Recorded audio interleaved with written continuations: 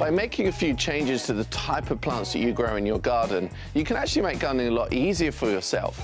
I'm going to show you a range of drought-tolerant specimens that you can grow in any outdoor space. These are everlasting wallflowers, which don't need much water at all and will flower for months on end. We've also got an olive tree here, which doesn't need much water through the summer and can even produce fruit in an English climate.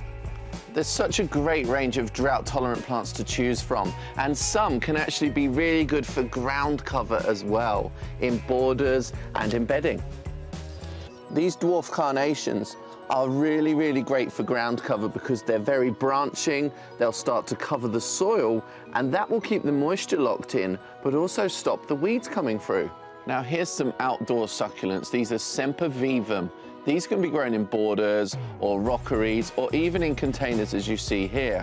I've created a miniature alpine garden complete with gravel over the surface of the compost, but also these small limestone rocks. This is another great drought-tolerant option for your garden.